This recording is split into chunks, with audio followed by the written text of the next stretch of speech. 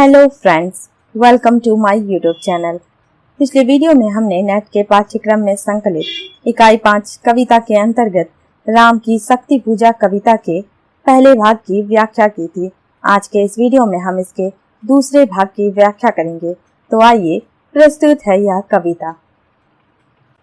फिर देखी भीम मूर्ति आज रण देखी जो, आच्छादित किए हुए सम्मुख समग्र नभ को, ज्योतिर्मय अस्त्र सकल बूझ बूझ कर हुए छीन, पा महालिय निलय उस तन में क्षण में हुए लीन, लख शंकाकुल हो गए अतुल बल शेष शयन, खींच गए दृगों में सीता के राममय नयन। फिर सुना हंस रहा अट्टहास रावण खल खल, भावित नयनों में सजल गिरे दो मुक्तादल। भीमा अर्थात भयानक, आच्छादित किए ढके हुए, ज्योतिर्मय तेजस्वी, महानिलय विशाल घर, शेष शयन शेषनाग पर सोने वाले विष्णु के अवतार राम, भावित भाव या स्मृति में मग्न, सजल गीले मुक्तादल आंसू रूपी मोती। स्मृति में सीता के प्रथम मिलन के दृश्य के उभर आने के बाद राम की स्थिति का वर्णन करते हुए कवि कह रहा है, राम के नयनों में आज के युद्ध के अवसर पर देखी गई विशाल मूर्ति साकार हो उठी, जिसने आज सारे आकाश को ढक रखा था, जिसके विशाल अंतराल में राम के समस्त तेजस्विनी अग्निबाण समाकर बुझकर रह गए थे। उस भयानक आकार वाली मूर्ति के विशाल शरीर में राम के सारे बाण देखते ही देखते समा गए थे। अपने बाणों की इस दुर्गति को देखकर अतुलनीय बलशाली राम भी हार की आशंका से व्याकुल हो उठे थे। उनकी आंखों में तत्काल सीता के वे नयन खिंच गए जिनमें उन्हीं अर्थात राम की मूर्ति समाई हुई थी। फिर सहसा राम को रावण का खिलखिलाता हुआ सा भयानक अट्टहास सुनाई देने लगा। उसे सुनकर सीता की स्मृतियों में खोए राम की आंखों से अपनी असमर्थता के प्रति आंसू रूपी मोती झरने लगे। प्रस्तुत पद्य भाग में कवि ने उपमा, रूपक, उत्प्रेक्षा, दृष्टांत, विरोधाभास जैसे अनेक अलंकारों का दक्षता से प्रयोग किया है। विरोधी स्थितियों का चित्रण सर्वथा मनोविज्ञान सम्मत कहा जा सकता है। ऐसे वर्णन द्वारा कवि का उद्देश्य राम को विजय की उत्तेजना और प्रेरणा दिवाना है। इस पद्य भाग में परस्पर विरोधी और सहायक रसों की समन्वित योजना की दर्शनीय है। एक तरफ श्रृंगारिक वर्णन है तो दूसरी ओर वीर और भयानक रसों की उचित योजना हुई है। इससे काव्य में स्वभावता और दात्य तत्व आ गया है। बैठे मारुति देखते राम चरणारविंद, युग अस्ति नास्ति के एक रूप गुण अनित्य, साधना मध्य भी साम्य वाम कर दक्षिण पद, दक्षिण कर तल पर वाम चरण कपिवर गदगद, पा सत्य सच्चिदानंद रूप विश्राम धाम, जपते सभक्ति अजपा विभक्त हो राम नाम, युग चरणों पर आ पड़े अस्तु वे अश्रु युगल, देखा कपि ने चमके नभ में ज्यों तारा दल, ये नहीं चरण का राम के बने श्यामा के शुभ, सोहते मध्य में हीरक युग या दो कौस्तुभ, टूटा वह तार ध्यान का स्थिर मन हुआ विकल, सनिग्ध भाव की उठी दृष्टि देखा अविकल, बैठे वे वहीं कमल लोचन पर सजल नयन, व्याकुल व्याकुल कुछ चिर प्रफुल्ल मुख निश्चेतन। मारुति अर्थात हनुमान, चरणारविंद चरण कमल, अस्ति नास्ति है और नहीं है, परमात्मा संबंधी औपनिषेदिक प्रयोग, अनित्य निंदा रहित निर्दोष, वाम वाया कपिवर हनुमान, अजया भक्ति या नाम जाप का सहज रूप, विभक्त हो द्वैत भाव से पूर्ण, अश्रु युगल दो बूंद आंसू, श्यामा महाशक्ति, हीरक युग दो हीरे, कौस्तुभ मणि का नाम, चिर प्रफुल्ल हमेशा प्रसन्न रहने वाले, निश्चेतन उदास चेतना शून्य। अपनी पराजय के भाव से व्याकुल राम के नयनों से आंसू टपक पड़े। उन आंसुओं को देखकर राम भक्त हनुमान के मन में उनके परब्रह्म या भागवत स्वरूप के प्रति होने वाले प्रतिक्रिया का वर्णन करते हुए कविवर निराला आध्यात्मिक चिंतन के रूप में कह रहे हैं। राम भक्त हनुमान उनके चरण कमलों में बैठे उन्हें देख रहे थे। उनके मन में आ रहा था कि परब्रह्म के प्रति जो है और नहीं है का औपनिषेदिक मत है, आदि सभी दार्शनिक मान्यताओं के एक ही रूप हैं और सर्वथा निर्दोष हैं। प्रत्येक साधक साधना में लीन होकर सहज भाव से इन्हीं चरणों का ही दर्शन पाता है। साधना के बीच में भी ये चरण साम्य ही है। इस प्रकार से मन ही मन विचार कर भक्तवर हनुमान ने राम की तरफ देखा। उस समय राम का बायां हाथ उनके दाएं पैर पर और दाएं हाथ की हथेली पर बायां पांव रखा हुआ था। राम के उस स्वरूप में सत्यचित्त आनंद स्वरूप भगवान के दर्शन पाकर भक्त हनुमान भक्ति श्रद्धा से गदगद हो गए। राम का वह रूप हनुमान को उस मुक्ति लोक के समान प्राप्त हुआ जहाँ समस्त विश्व सब प्रकार से विश्राम प्राप्त करता है। आराध्य राम की इस भावमयी गंभीर मुद्रा के दर्शन कर सहज भक्ति से द्वैत भावना से युक्त होकर महावीर हनुमान यह मानकर उनका भजन कर रहे थे कि राम ही ब्रह्म है, राम ब्रह्म से अलग भी है। इसी क्षण राम के नयनों से निकलकर 2 आंसू उनके पांव पर आ गिरे। उन्हें देखकर हनुमान को लगा जैसे आकाश पर तारामंडल जगमगा रहा है। यह दृश्य निहार हनुमान जी ने सोचा कि ये राम के चरण नहीं बल्कि विश्व व्यापिनी महाशक्ति श्यामा के शुभ चरण कमल है। राम की आंखों से निकलकर गिरने वाले ये 2 आंसू या तो उन चरणों में शोभायमान पाने वाले 2 हीरे हैं अथवा 2 कौस्तुभ मणियां हैं। यह विचार आते ही हनुमान जी का ध्यान भंग हो गया। व्याकुल मन और संदिग्ध भाव से हनुमान जी ने नेत्र ऊपर उठाकर राम की तरफ देखा कि यद्यपि बैठे तो कमल नयन राम ही हैं, पर उनके नयन आंसुओं से गीले हो रहे हैं। उनका हमेशा ही प्रसन्नता से खिला रहने वाला मुख आज उदासी की व्याकुलता से भर रहा था। यह सब देखकर स्वयं हनुमान जी भी जैसे कुछ देर के लिए निर्जीव निश्चेष्ट से होकर रह गए। इस पद्य खंड में उपमा, अपहृति, संदेह रूपक, विरोधाभास, विषम, पुनरुक्ति और श्लेष जैसे अलंकार कला भागवत शोभा विधायक प्रमाणित हुए हैं। कवि ने राम के व्यक्तित्व का यहाँ दार्शनिक विवेचन भी किया है।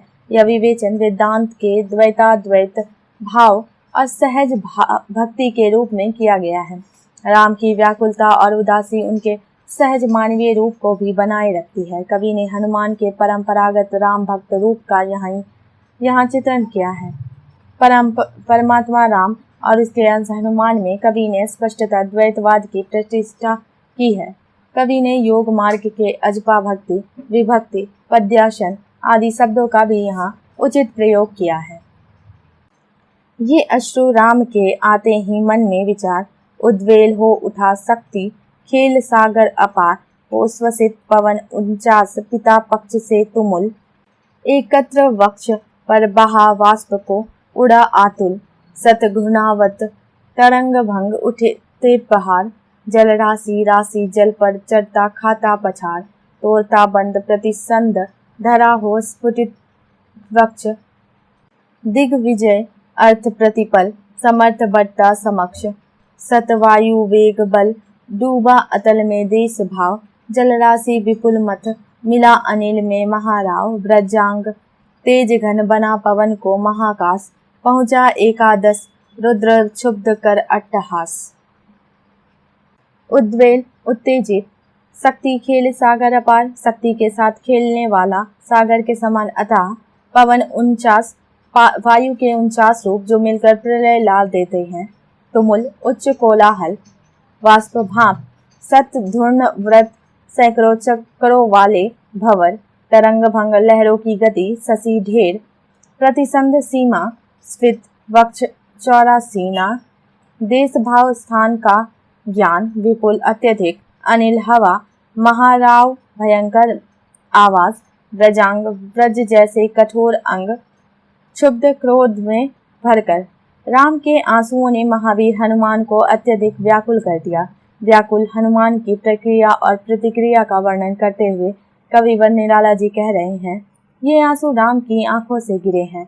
मन में इस प्रकार का विचार आते ही अपार शक्ति के खेल खेलने वाले तथा सागर के समान अथाह स्वभाव वाले हनुमान व्याकुल हो उठे। उनकी उत्तेजना से अनुप्रामानित होकर उनके पिता के संकेत से भयानक शोर करने वाले 49 पवन एक साथ मिलकर ही प्रलय रूप में बहने लगे। परिणाम स्वरूप हनुमान के मन पर गिर आई चिंता की भाप उड़ गई। उन्हें यह विश्वास हो गया कि रावण की रक्षक महाशक्ति इस अंध प्रलय आंधी से बचने नहीं पाएगी। समुद्र और वायु में चक्कर लगाते हुए सैकड़ों भंवर से बनने बिगड़ने लगे। उछलती तरंगों को देखकर लगता था कि जैसे पहाड़ ऊपर उठ रहा है। ढेरों पानी उछलता पहाड़ पछाड़ खाता अन्य पानी पर चढ़ रहा था। वह अथाह उबलता पानी धरती की सीमा को तोड़कर जैसे सागर सीमा को विस्तृत अनंत बनाने लगा। लगता था जैसे चारों ओर सागर ही सागर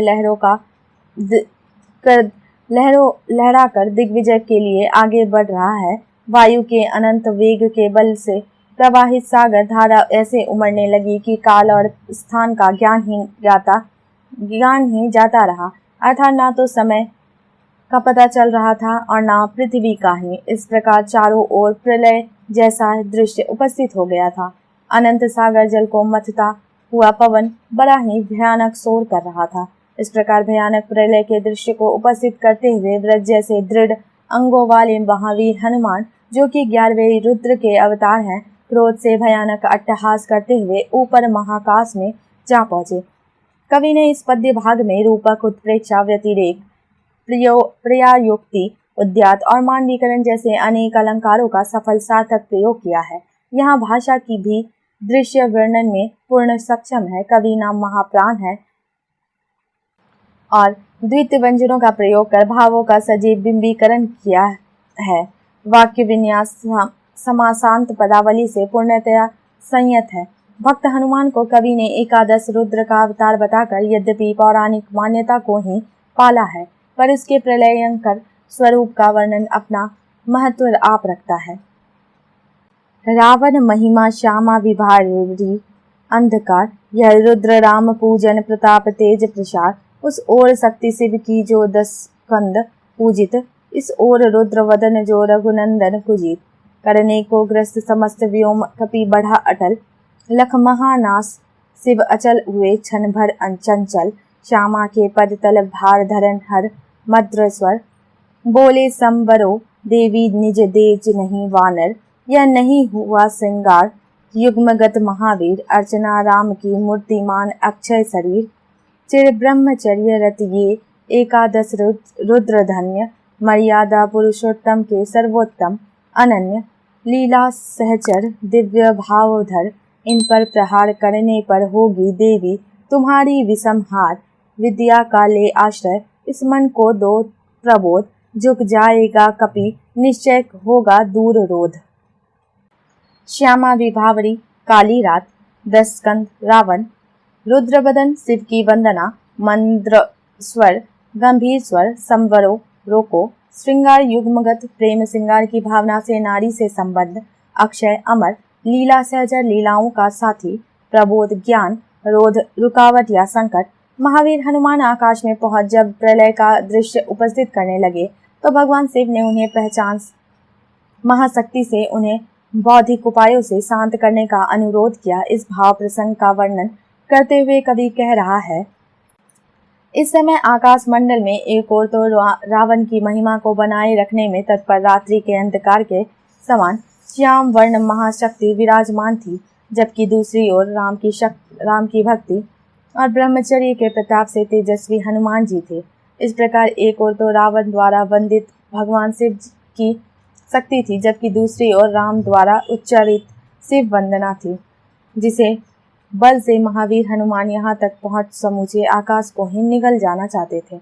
महावीर हनुमान के रूप में भावी विनाश की परिकल्पना ने भगवान शिव के मन को विचलित कर दिया। महाशक्ति श्यामा के पदतलों का भार वहन करने वाले अचल शिव गंभीर स्वरों में उसे संबोधित करते हुए कहने लगे, हे देवी अपना तेज संभालो, यह कोई सामान्य वानर नहीं है। कभी भी श्रृंगार भावना से पीड़ित होकर नारी से संबंध न होने वाला यह पूर्ण ब्रह्मचारी महावीर हनुमान है।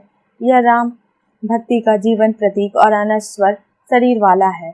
आरंभ से ही ब्रह्मचर्य व्रत में निरत एकादश रुद्र का साकार रूप हनुमान धन्य है। यह मर्यादा पुरुषोत्तम राम का सर्वश्रेष्ठ अनन्य भक्त है और राम की समस्त प्रकार की लीलाओं का एकमात्र साथी है। यह अनंत दिव्य भावों से मंडित है। ऐसी स्थिति में ही हे देवी, यदि तुम इस पर प्रहार करती हो तो निश्चय ही तुम्हारी हार होगी। अतः अपनी विद्या बुद्धि का सहारा लेकर इसके मन को शांत करने का उपाय करो। बौद्धिक उपाय से ही महावीर हनुमान झुककर शांत हो जाएगा। परिणाम स्वरूप आने वाला संकट टल जाएगा। इस पद्य खंड में क्रमशः रूपक, श्लेष, सम, उल्लेख और विशेषोक्ति आदि अनेक अलंकारों की सौंदर्यवर्धक सार्थक योजना की गई है। कवि ने महावीर हनुमान के माध्यम से राम की शक्ति और रावण की साधना शक्ति का वर्णन किया है। यदि रावण के पक्ष में महाशक्ति है तो राम के पक्ष में भी एकादश रुद्र के अवतार स्वरूप हनुमान है। कवि ने महावीर हनुमान के शक्ति स्रोतों का वर्णन भी किया है। कह हुए मौन शिव, पतन तनय में भर विस्मय, सहसा नव से अंजना रूप का हुआ उदय। बोली माता, तुमने रवि को जब लिया निगल, तब नहीं बोध था तुम्हें, रहे बालक केवल। यह वही भाव कर रहा तुम्हें व्याकुल रह। यह लज्जा की है बात की माँ रहती सहसा। यह महाकाश है जहाँ वास शिव का निर्मल। पूजते जिन्हें श्री राम उसे ग्रसने को चल। क्या नहीं कर रहे हो तुम अनर्थ, सोचो मन में क्या दी आज्ञा ऐसी कुछ श्री रघुनंदन ने। तुम सेवक हो छोड़ कर धर्म कर रहे कार्य, क्या असंभाव्य हो यह राघव के लिए धार्य। कपी हुए नम्र क्षण में माता छवि हुई लीन, उतरे धीरे धीरे गह प्रभु पद हुए दीन। पवन तनय पवन पुत्र हनुमान, अंजना हनुमान जी की माता का नाम। अनर्थ अनुचित काम, असंभाव्य असंभव, धार्य धारण करने के योग्य या स्वीकार्य, कवि हनुमान ग्रहण कर। महाशक्ति ने अंजना का रूप धारण करके क्रुद्ध हनुमान जी को शांत किया। इस प्रसंग का वर्णन करते हुए कवि कह रहा है, हनुमान को बल से नहीं बुद्धि कौशल से जीतो। यह महाशक्ति से कहकर भगवान शिव चुप हो गए। इसके तत्काल बाद ही पवन पुत्र हनुमान के मन में विस्मय का भाव भरते हुए आकाश में महाशक्ति के स्थान पर माता अंजना का उदय हो गया। अर्थात महाशक्ति हनुमान की माता अंजना का रूप धारण कर उसके सामने प्रकट हुई, जिससे क्रुद्ध हनुमान चकित होकर रह गए। अंजना रूपिणी माता ने कहा, तुमने बचपन में जब सूर्य को निगल लिया था तब तुम्हें उचित अनुचित का ज्ञान नहीं था। तब तुम नीरे बालक ही थे। आज फिर तुम में वही बचपन वाला भाव ही जाग उठा है। उसी से तुम रह रहकर उत्पात मचाने के लिए व्याकुल हो रहे हो। मैं तुम्हारी माँ हूँ। तुम्हारे ऐसे कार्य मुझे लज्जित करने वाले हैं, फिर भी मैं तुम्हारी माँ होने के कारण उन्हें बार बार सहन करती हूँ। क्या तुम्हें पता नहीं कि यह स्थान महाकाश है, जहाँ निर्मल स्वभाव वाले उस भगवान शिव का वास है, जिसे तुम्हारे आराध्य राम भी पूजते हैं। उस महाकाश को ग्रसने की बात सोचकर क्या तुम अनर्थ नहीं कर रहे हो? क्या तुमने अपने मन में अपने इस अनर्थ के बारे में कुछ सोचा है? क्या श्री राम ने तुम्हें ऐसा कुछ करने की आज्ञा प्रदान की है? तुम राम के सेवक हो। सेवक के अपने धर्म को छोड़कर तुम जो यह कार्य करने जा रहे हो, क्या संभव है कि यह काम राम के लिए सहनीय ना हो? इन बातों को सुनकर महावीर हनुमान नम्र पड़ गए। कुछ क्षणों में ही उनकी माता की छवि लीन हो गई। धीरे धीरे आकाश से उतरकर प्रभु राम के चरण पकड़ हनुमान जी दीन भाव से सेवा में लग गए। पद्य भाग में क्रमशः समासोक्ति, पुनरुक्ति और पूर्व रूप जैसे अलंकारों का एक साथ सार्थक प्रयोग हुआ है। भाषा भावानुकूल प्रसाद गुण से संयत है। कवि ने तांत्रिक और सम्मोहन शक्तियों का वर्णन, प्रभाव, दर्शन तो किया ही है, महावीर हनुमान के चरित्र का सारल्य भी व्यक्त किया है। वास्तव में हनुमान के रूप में कवि ने पूर्ण समर्पित शुद्ध चरित्र भक्त का चित्रण किया है। कवि की वैयक्तिक सरलता भी यहाँ स्पष्ट है। राम का विष्णानंद देखते हुए कुछ क्षण हे सखा विभीषण बोले, आज प्रसन्न वदन वह नहीं देख कर जिसे समग्र वीर वानर भल्लुक विगत श्रम हो पाते जीवन निर्जर। रघुवीर तीर सब वही तून में है रक्षित, है वही वक्ष रन कुशल हस्त बल वही अमित, है वही सुमित्रानंदन मेघनाद जित रन, है वही भल्लपति वानरेंद्र सुग्रीव प्रमन। तारा कुमार भी वही महाबल श्वेत धीर, अप्रतिभट वही एक अवरुद्ध सम महावीर। हे वही दक्ष सेना नायक है वही समर, फिर कैसे असमय हुआ उदय यह भाव प्रहर। रघुकुल गौरव लघु हुए जा रहे, तुम इस क्षण तुम फेर रहे हो पीठ, हो रहा हो जब जय रन। विस्नानन अर्थात दुखी मुख, विगत श्रम थकान से रहित, निर्जन वृद्धावस्था के भाव से रहित युवक, तून तर्कस, सुमित्रानंदन लक्ष्मण, वानरेंद्र वानरों के राजा, रमन प्रसन्न मन वाले, तारा कुमार तारा का बेटा अंगद, अप्रतिभट अद्भुत वीर, अवरुद्ध सम 10 करोड़ के समान, भाव प्रहर निराश भावना। ये पंक्तियां कविवर निराला की प्रबंध के औदात्य से पूर्ण रचना राम की शक्ति पूजा से ली गई है। आज के युद्ध में पराजित राम निराश तथा हताश बैठे हैं। पराजित राम निराश तथा हताश बैठे हैं। अपनी विजय के प्रति उनका मन आशंकित है। तब मनोविज्ञान के स्तर पर मित्र भाव से उन्हें ललकारता हुआ विभीषण कह रहा है। विभीषण राम के निराश और उदास मुख को कुछ क्षणों तक एकटक देखते रहे। इसके बाद वे बोले, हे मित्र राम, आज मुझे तुम्हारा हमेशा प्रसन्न रहने वाला वह मुख नहीं दिखाई दे रहा कि जिसे देखकर सभी वीर वानर और भालू थकान से रहित होकर जीवन में चिरयौवन का आभास पाने लगा करते हैं। हे राम, आपके तर्कस में सभी वे बाण आज भी सुरक्षित हैं। आपके सुदृढ़ वक्षस्थल भी वही हैं। युद्ध करने में निपुण आपके हाथ भी वही हैं। वही पहले जैसा अपार बल भी आप में विद्यमान है। मेघनाथ जैसे वीर योद्धा को युद्ध में जीतने वाले वीर लक्ष्मण जैसे भाई भी आपके साथ पहले के समान विद्यमान है। भालुओं के राजा जामवन और प्रसन्न मुख वानर राज सुग्रीव भी वहीं पहले के समान आपके साथ है। तारापुत्र अंगद, महावीर हनुमान, धीरजवान स्वभाव वाले श्वेत 10 करोड़ों वीरों के समान अकेले शक्ति रखने वाले महावीर, जिनकी तुलना किसी से भी नहीं की जा सकती, उसी रूप में आपकी सेवा में है। इस प्रकार सभी चतुर और कुशल सेनापति आपके साथ हैं। रावण के साथ युद्ध का वातावरण भी तो पहले जैसा ही है।